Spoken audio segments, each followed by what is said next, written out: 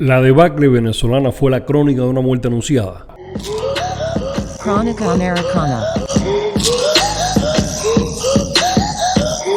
Lo que pasó en Venezuela es lo que se llama la maldición del petróleo.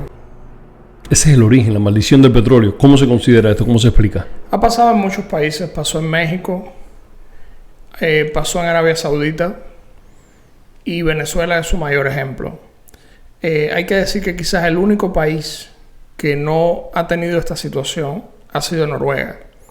Noruega es el único país petrolero que no ha destruido toda la economía de su país en función de crear una industria de tipo, o sea, un país de tipo petrolero. Ha usado el petróleo como un arma de desarrollo general para el país, una garantía de futuro para el país, pero no ha destruido el resto de las industrias como sí han hecho muchos países que incluso han llegado a destruir sus sistemas políticos, como llegó a pasar en México a partir del gobierno de Lázaro Cárdenas y como pasó en Venezuela a partir del gobierno de Chávez.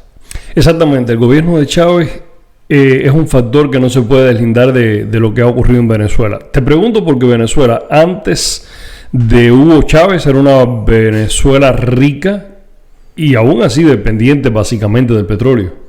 Bueno, durante el gobierno de Chávez, Venezuela en términos económicos, o sea, en términos macroeconómicos, también fue una Venezuela rica.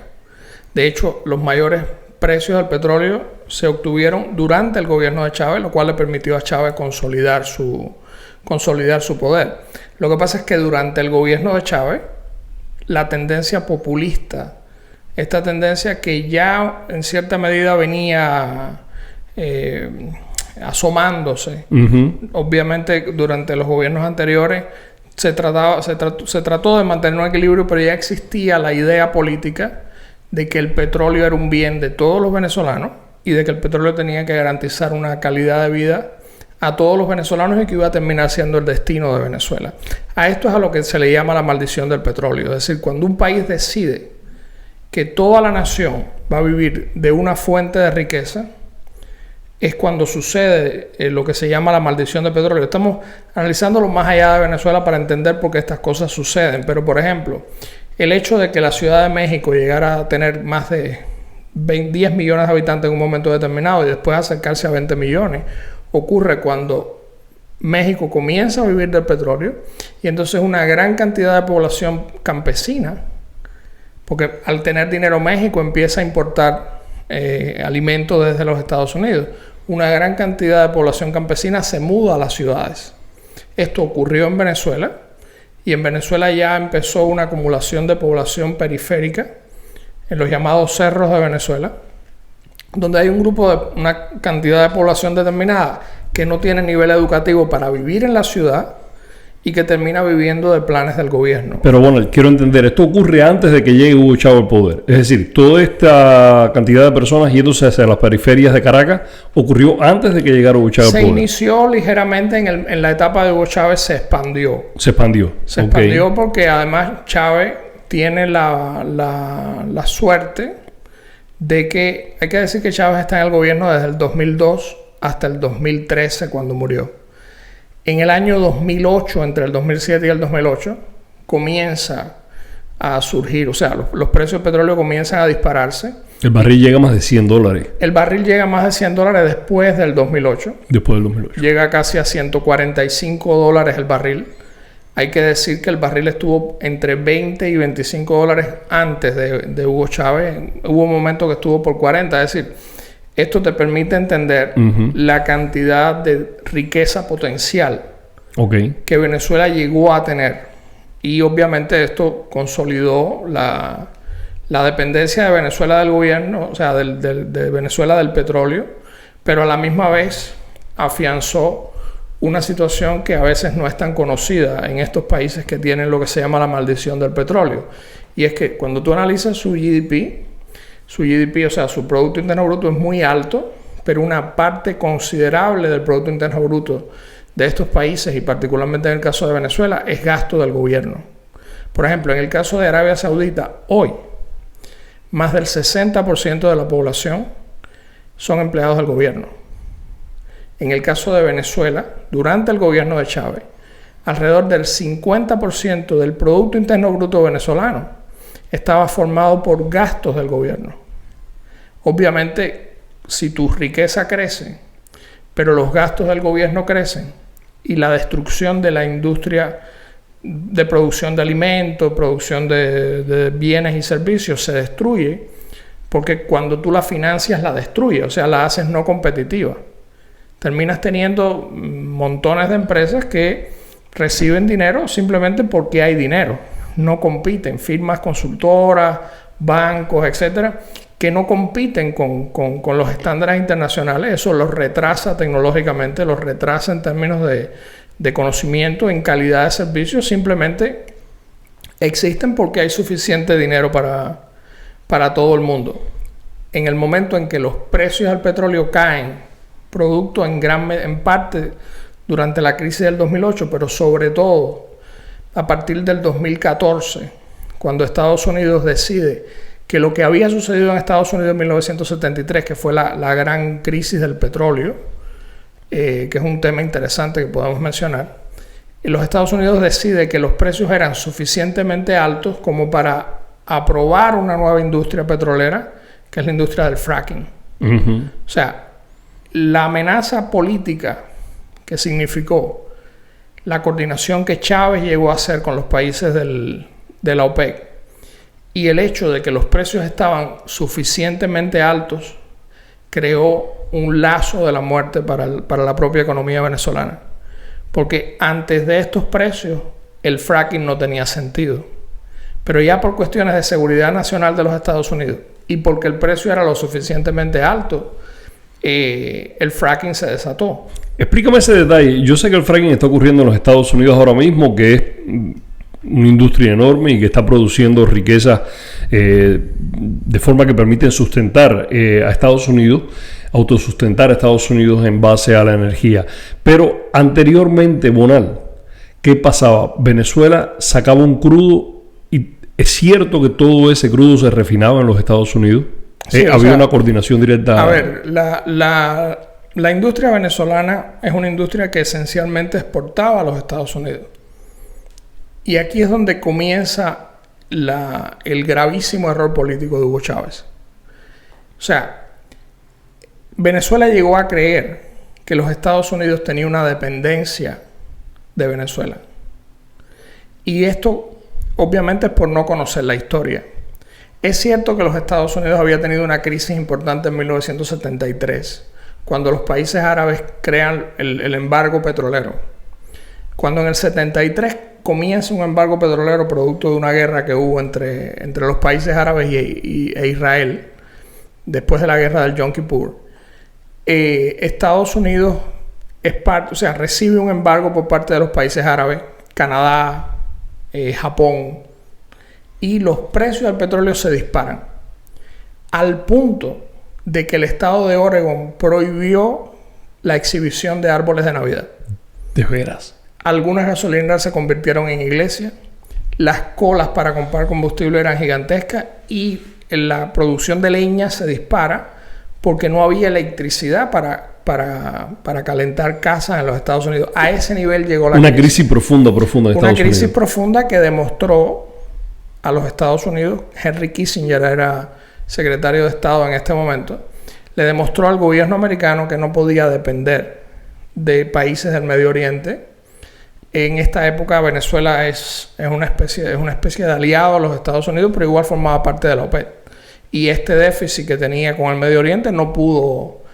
hay que decir que la dependencia de Estados Unidos del Medio Oriente era del 14-16% en esta época, pero la dependencia europea era del 80% del petróleo del Medio Oriente. Wow. ¿Ok? Y de hecho eso terminó determinando las relaciones de Europa con Israel y esta aparente preferencia que tiene por los árabes en el conflicto árabe-israelí.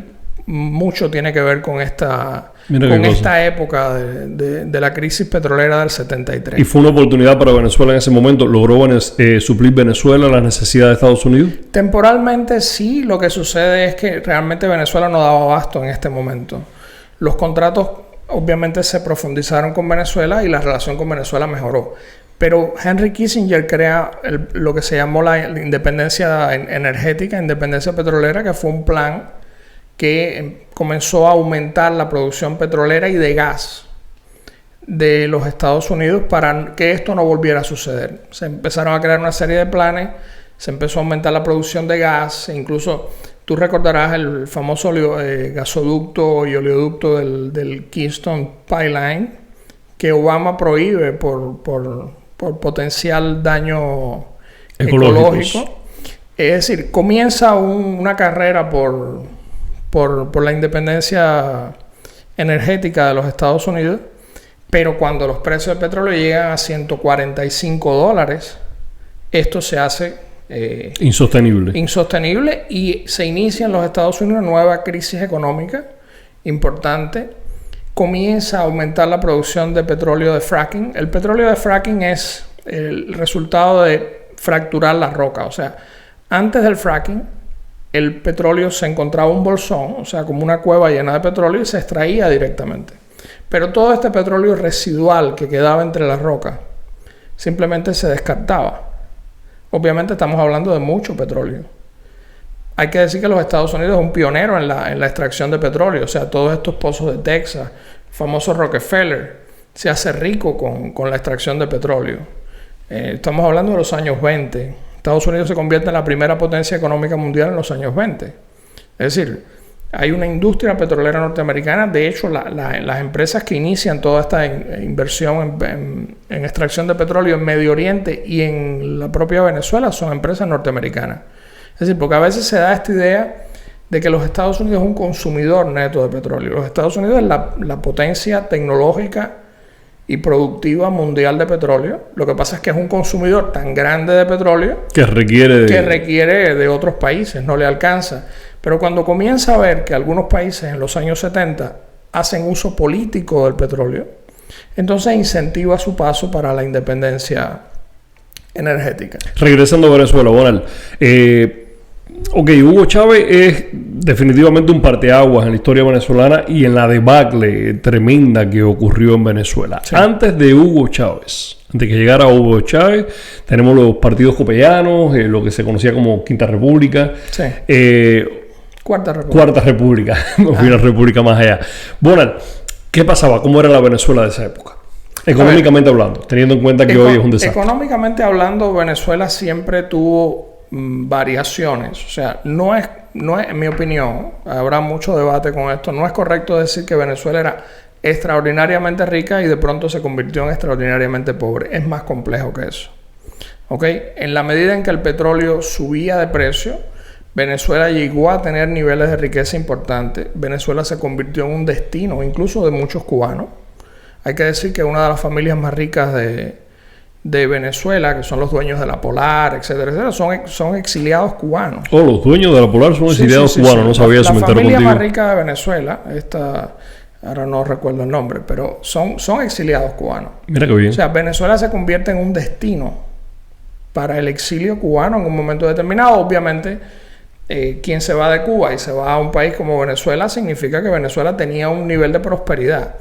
Tenía niveles de desigualdad social importantes, durante mucho tiempo los tuvo. En Venezuela tú te encuentras con un nivel de desigualdades, sobre todo de tipo educativa. Sobre todo para un cubano, eso es algo que logras ver. Pero Venezuela tenía un futuro, o sea, Venezuela tenía dificultades políticas, dificultades económicas, resultado en gran medida de esta maldición del petróleo. Porque como te digo, Venezuela se convirtió en un importador neto de alimentos.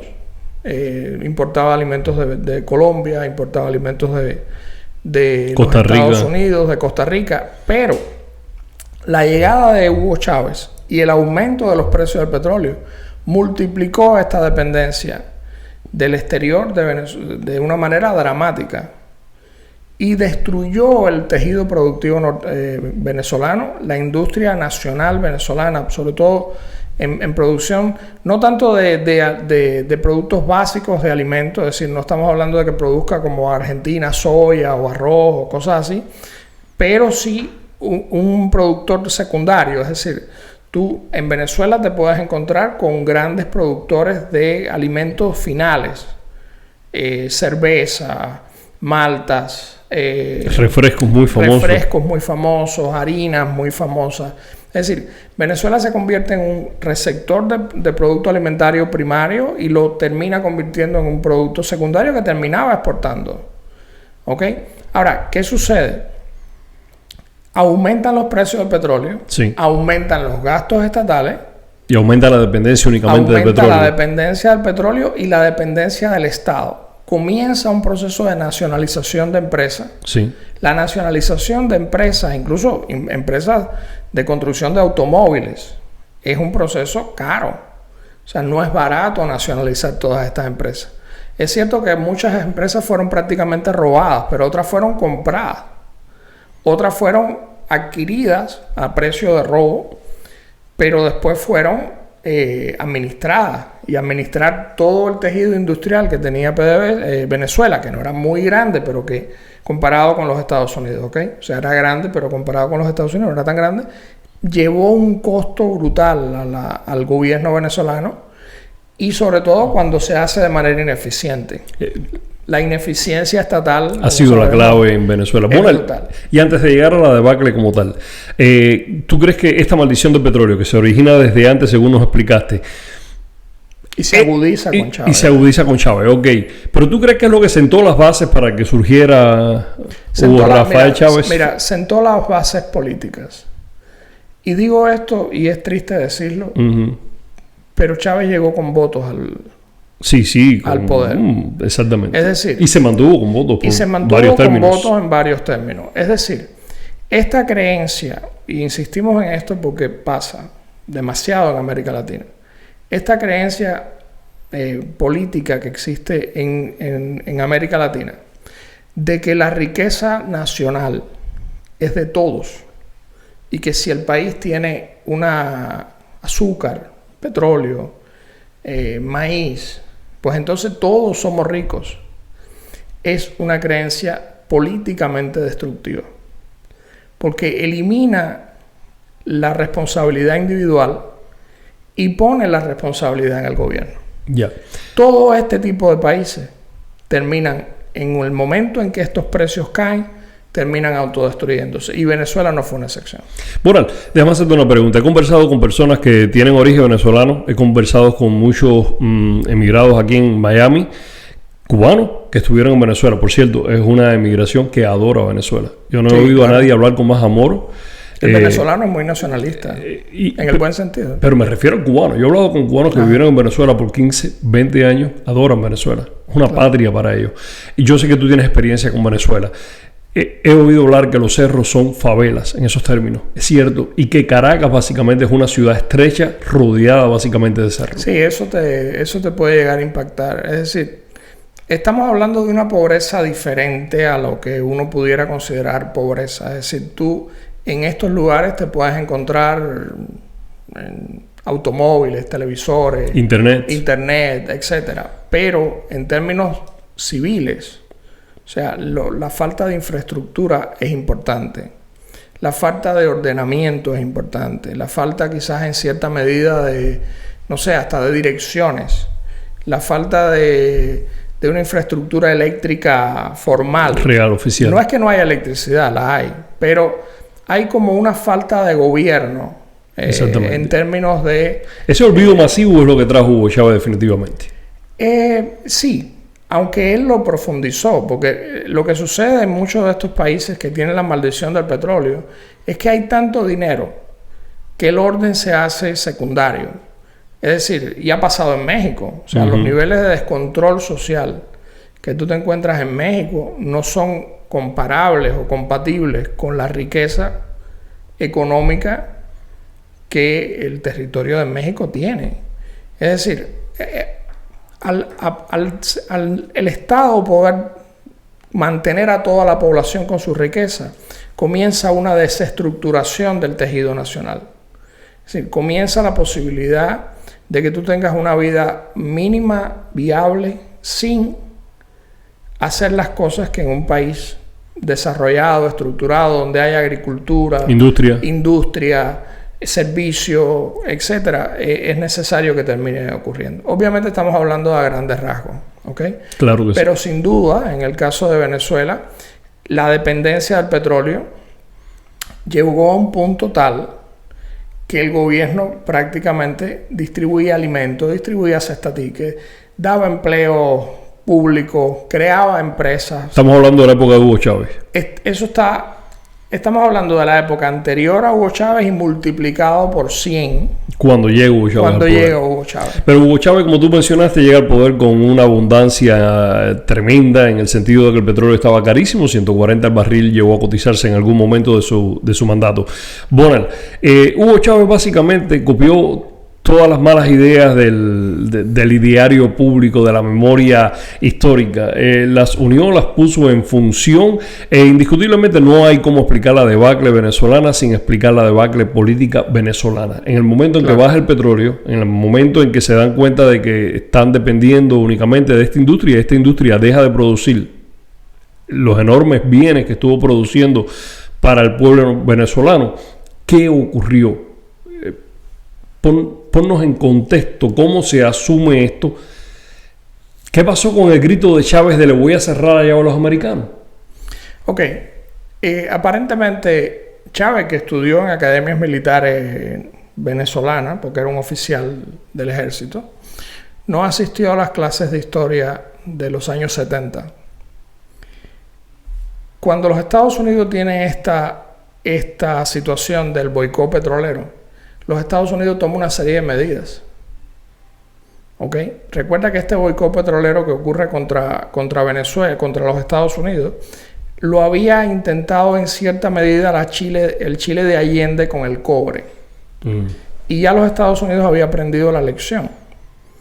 Es decir, en el caso de Allende, estamos hablando de una época en que la industria era importante. Allende y el Chile de Allende comienza a chantajear a los Estados Unidos con la idea de no venderle cobre. Los Estados Unidos comienza a comprar paulatinamente cobre y empieza a almacenarlo en los Apalaches. Y en un momento determinado le anuncia al gobierno de Chile que no iba a comprarle más cobre. Que se acabó la compra del cobre. Exactamente. El esquema es similar al que ocurre en el caso de Chávez. Lo aplicaron también con Chávez y él. Le hicieron la misma receta. Él lo anunció demasiado. O sea, en el caso de Chile, por ejemplo, los niveles de pobreza, de inflación en Chile llegaron a un nivel que en Cuba se quitó azúcar de la reducida cuota de alimentos que los cubanos recibíamos para mandarlos a Chile. Lo recuerdo perfectamente. Porque el nivel de pobreza y de falta de alimentos al que llegó la Chile durante el gobierno de Allende fue tremendo. Hay que decir que quien le da el golpe de Estado es el propio jefe del ejército de Allende, que era Pinochet. Lo mismo ocurre con Venezuela. Chávez personalmente amenaza a los Estados Unidos una y otra vez con cerrarle la llave del petróleo. Los Estados Unidos fueron muy cautelosos al contestar, pero comenzaron a reactivar. Nunca contestaron. Nunca Por eso decía if. Nunca contestaron. No lo oí. ¿Ok? Y durante muchos meses comenzaron a activar todo el proceso que Kissinger había iniciado durante esta época de los años 70 de independencia petrolera. Autorizaron la extracción de petróleo usando fracking, autorizaron la extracción marina de petróleo, autorizaron y financiaron la extracción de gas, comenzaron la sustitución de uso de energía a nivel nacional de petróleo a gas, sobre todo producción eléctrica, producción de algunas industrias que realmente no requieren del petróleo. Y llegó un momento en que los Estados Unidos estaban listos para no necesitar el petróleo venezolano. Ocurre este proceso en el año 2014 y llegó a un punto que Goldman Sachs, que tú sabes que es una de las instituciones de analítica mundial de economía, declara que se había producido en 2014, del 2014 al 2015, lo que se llamó el nuevo orden mundial petrolero.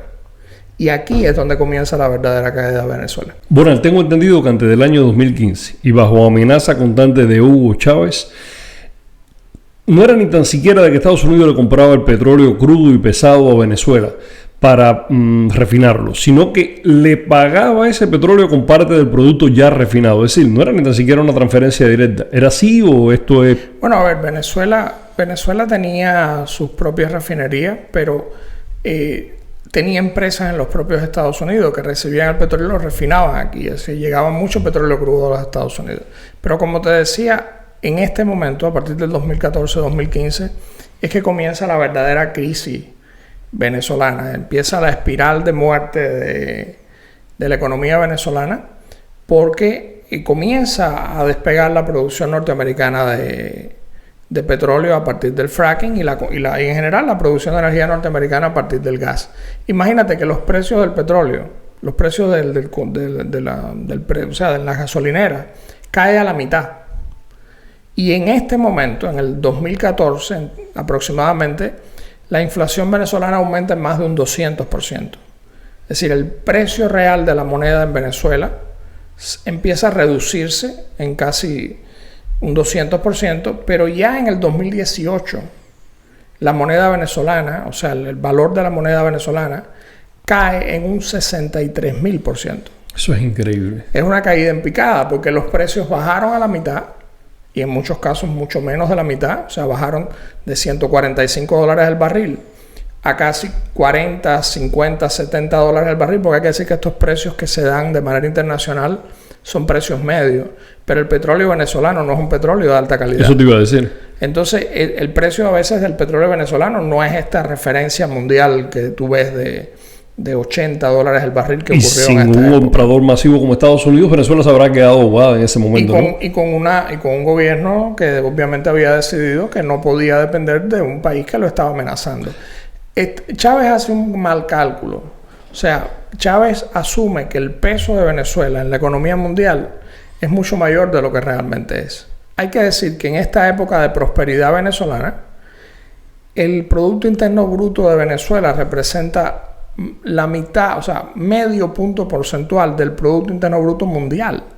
Es decir, esta idea de que Venezuela es una potencia que puede enfrentarse a los Estados Unidos. Los Estados Unidos tienen aproximadamente el 25% del Producto Interno Bruto mundial.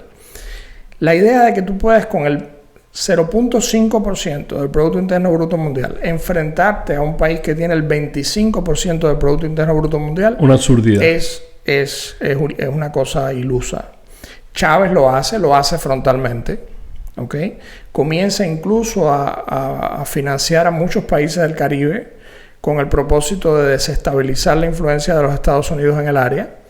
Obviamente eso dañó sus propias arcas y cuando cae el precio del petróleo ya después de la muerte de Chávez, porque Chávez, como te dije, muere en el 2013, ya está Maduro, y Maduro es el que recibe, aparte de su ignorancia conocida, él es el que recibe el resultado de todo este enemigo político que Chávez se había construido con los Estados Unidos. Es muy coincidencial. El punto en que Chávez, se conoce de su situación, de la enfermedad que tiene, es muy coincidencial. La economía de Venezuela se está hundiendo a pasos agigantados y para colmo de males nombran a este presidente que tiene ahora Venezuela, Maduro. Ajá. Háblanos, ¿cuál es el punto de inflexión? ¿Cómo se agudizó lo que ya se suponía que iba a pasar? Mira, siendo justos, lo que pasó era inevitable.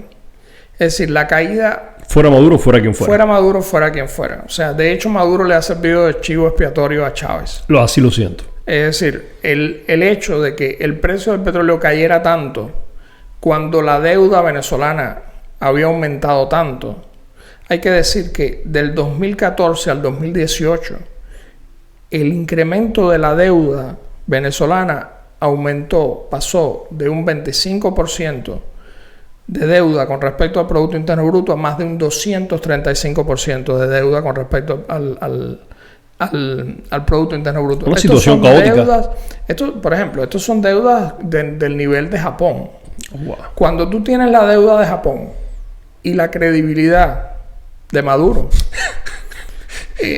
una combinación fatal. Es una combinación fatal, porque estamos hablando, el precio del petróleo, por ejemplo, cae en un país como Noruega, que depende en gran medida del petróleo, porque tiene una industria más allá del petróleo, Y esto termina afectando el retiro de los noruegos, que está ligado al petróleo.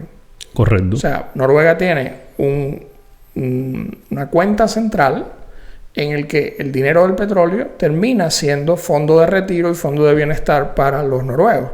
Pero los noruegos no viven del petróleo en el sentido de que tienen otras industrias, tienen sus empleos, tienen otras cosas. Pero cuando la deuda, o sea, todo el ingreso del país, de Venezuela, depende del petróleo, el gasto del gobierno es tan gigantesco como lo llegó a hacer. Venezuela llegó a financiar a Cuba, llegó a financiar a muchos países del Caribe, llegó a financiar televisoras, las centroamericanas, latinoamericanas, llegó a crear planes de carácter mundial. Correcto. Y este precio del petróleo cae a menos de la mitad. ¿Con qué mantienes todo ese imperio imperial? La influencia venezolana en términos económicos cayó de 0.5, 0.56% del Producto Interno Bruto a 0.15. Oh, wow. Es decir, y además, ¿qué sucede cuando tú empiezas a nacionalizar industrias, cuando tú empiezas a destruir el tejido productivo? Comienza una emigración que nosotros en Miami hemos visto. O sea, la ciudad de Doral, una ciudad maravillosa dentro de Miami, se ha creado en años. O sea, hemos visto crecer esa ciudad. Yo creo que es el lugar que más se ha beneficiado de la emigración venezolana. Una emigración súper potente. Y el ejemplo es el Doral. El Doral es una de las ciudades más bellas del área de nosotros. No, y lo más gracioso de todo es que han terminado enriqueciendo a Donald Trump. Porque lo que es el Trump National Doral, lo digo para aquellas personas que no conocen Miami, estaba relativamente lejos de la ciudad. Pero como dice el nombre, el Trump National Doral, que es el negocio más importante que Donald Trump tiene en términos de ingresos hoy por hoy, ahora se ha convertido en el centro del Doral. Es decir, está a 120 metros, literalmente, del Doral City Center, que es una ciudad formada por venezolanos, y hay que decir que esa emigración venezolana trajo a los Estados Unidos a muchas de las personas más preparadas de la industria venezolana, personal de banca, personal de petróleo. Yo me he encontrado aquí en Venezuela, trabajando como choferes, aquí en los Estados Unidos, aquí en Miami, a personas que eran analistas del Banco Central de Venezuela. ¿Cómo no? En cualquier radio local de Miami tú puedes escuchar a alguien que fue, un jefe de un departamento de PDVSA. Eso es increíble. Claro, lo que pasa es que hay una cosa que quizás las personas que están fuera de los Estados Unidos no entienden. Tú te encuentras a un analista del Banco Central venezolano hoy manejando un taxi. A los 2 años es analista de un banco norteamericano. ¿Cómo no? Es decir, el progreso que ese tipo de persona que está preparado, simplemente no tiene los contactos, es enorme. Pero ese personal que ha ganado los Estados Unidos lo ha perdido Venezuela. ¿Cómo no? Venezuela tiene un recurso humano importantísimo. Es decir, las personas que más dinero tenían fueron las que salieron, tenían mejor educación, estaban mucho mejor preparadas. Claro. Eso es otro costo inmenso del debacle venezolano. Es el verdadero esa tremenda costo. Exacto. Es el verdadero costo. El petróleo estaba perdido para ese entonces. El petróleo está perdido porque está perdido el mercado. Es lo que hemos hablado en programas anteriores. O sea, el que tiene el producto, tiene el poder, el tiempo que el que se lo compra decide mantener esa dependencia. Correcto. Los Estados Unidos tenían la capacidad de producir su propio petróleo y tenía la capacidad de crear nuevas alianzas. Y lo hizo. Los Estados Unidos durante el gobierno de Donald Trump se convirtió en el principal exportador mundial de petróleo. ¿Ok? Ahora ha empezado a ceder, pero la situación de guerras mundiales se ha reducido. Es decir, los Estados Unidos se puede dar el lujo de no tener la dependencia o sea, la independencia que tenía antes, pero en este momento los Estados Unidos es la principal potencia mundial en términos de producción de petróleo, o una de las primeras. O sea, coquetea con esa posición. Bueno, y no necesita de Venezuela. Vamos a ir un poco más doméstico en cuanto a Venezuela. He escuchado que en los mercados en Venezuela fueron mercados muy abastecidos, pero que no es el caso de que hay un desabastecimiento total, aunque sí se nota a los niveles que vive Venezuela. No. Eso ocurre así. Bueno, a ver, obviamente yo no tengo un insight total en Venezuela. He visto documentales, youtubers que recorren el país. En este momento ha habido un reabastecimiento de ciertas zonas. Es decir, no hay la situación que llegó a haber en un momento de crisis general total. Pero hay que decir que esto es muy puntual. Es decir, todavía hay una cantidad de personas ricas con recursos en Venezuela, y tú puedes encontrarte este tipo de mercados donde estas personas van y donde te parece, tienes la ilusión de que hay de todo. Pero apenas llegas a Caracas, apenas recorres Venezuela, te das cuenta de que estos son oasis. O sea, te encuentras lugares puntuales donde tú puedes encontrar esta abundancia, pero apenas doblas la esquina, la miseria te absoluta. Encuentras la verdad de un nivel de inflación gigantesco, de una moneda que no vale nada. Ahí es donde quiero llegar. De una pobreza general y sobre todo, y lo más importante, que es al final lo que más daña a la moneda y lo que más daña al país en términos de sus recursos humanos, de una falta de esperanza hacia el futuro tremenda. Sí, la inseguridad, la impunidad y la corrupción son tres elementos que están en la calle venezolana constantemente, sí, en el gobierno y en todas partes. Pero es la inflación la que está golpeando la economía venezolana de cara al mundo y de cara a su pueblo. Bueno, llevándolo un poco más arriba, sí, la falta de credibilidad. Es decir, en el momento en punto en que el gobierno de Venezuela decide enfrentarse a los Estados Unidos y retar al 25% del Producto Interno Bruto mundial, con en este momento menos del 0.15% del Producto Interno Bruto mundial, la situación está cantada. Es decir, las fuentes de financiamiento a lo que Venezuela puede adquirir en caso de acceder en caso de crisis es, por ejemplo, el Fondo Monetario Internacional. Pero los Estados Unidos son el socio mayoritario del Fondo Monetario Internacional. Es decir, un país con la riqueza petrolera de Venezuela no tendría por qué tener ningún tipo de problema para acceder a las reservas internacionales de dólares y pagarlo al cabo de los años. Es decir, un 200% de deuda cuando tú tienes las principales reservas mundiales de petróleo no tendrían que ser un problema si la credibilidad del gobierno de Venezuela fuera alta. Lo que sucede es que no lo es. O sea, Venezuela se convirtió en un enemigo político de su cliente más importante y se convirtió en un enemigo político de su financiador, salvador de último minuto, de última situación, que es el Fondo Monetario Internacional. Entonces, esta combinación de malas relaciones políticas con su principal cliente y con su principal potencial salvador en caso de crisis, ha sentenciado a Venezuela y ha convertido a Venezuela de un país con el potencial de ser un país próspero y de ser un país que usara esa riqueza petrolera para educar a su población, para crear una industria del turismo. Venezuela es un país bello, bellísimo, maravilloso, para crear una industria extractiva, porque Venezuela tiene riquezas naturales, tiene oro, tiene diamantes, tiene plata, tiene esmeraldas. Pero cuando tú decides lanzar los dólares hacia arriba, caen regados. Terminan cayendo en desorden total. En lugares donde no te conviene, y la gente que los ve caer los recoge y se los lleva. Y los que cayeron, déjame decirte que no se aplicaron ni un poquito en el mantenimiento de las plantas de petróleo. No hay un mantenimiento, tengo entendido que el talento se les ha ido. ¿Puede Venezuela retornar en algún momento si hay un expandir de la industria petrolera? ¿Puede de nuevo Venezuela regresar a ser Bueno, a ver, el recurso lo tiene. El recurso sí, el petróleo. El recurso lo tiene. Lo que pasa es que también hay que decir que ha acumulado una deuda gigantesca y es una deuda soberana. Es decir, Chávez llegó allí por elecciones, Maduro llegó allí por elecciones trucadas, pero está en el poder. Y esta deuda es deuda que heredarán las democracias futuras en Venezuela. Es decir, esta no es una deuda que los venezolanos se puedan quitar de encima. Venezuela está en la lona y fue un caulo que la tumbó. Sí, al final esta situación dañará a Venezuela por muchos años, pero Venezuela es un país que tiene talento humano, es un país que tiene recursos naturales, es un país que espero haya entendido esta maldición del petróleo y no la repita nunca más. Para beneficio de Estados Unidos, una vez que el sistema político de Venezuela tome un rumbo democrático, ¿sería un beneficio extraordinario de parte de Estados Unidos ayudar a levantarse Venezuela? Sí, potencialmente sí, aunque hay que decir que los Estados Unidos ha aprendido que con Miami creó una situación única en el mundo.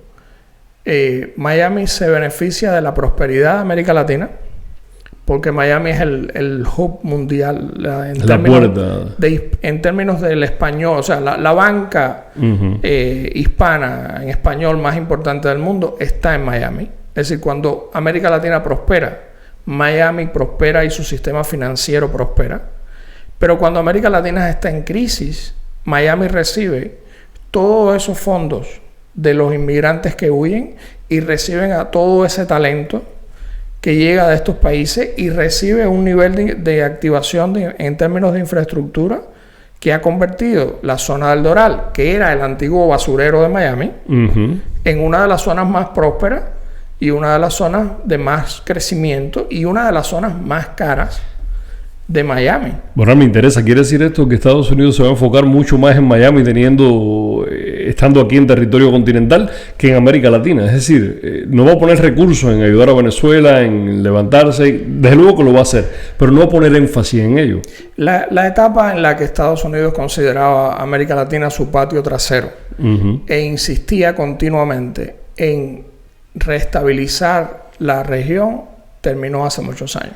Eso es interesante escucharlo. La única vez que Estados Unidos intervino recientemente para resolver una situación fue en el caso de Panamá, por la influencia e importancia que el canal de Panamá tiene, porque recuerdas que Noriega amenazó a los Estados Unidos repetidamente con cerrar el canal de Panamá.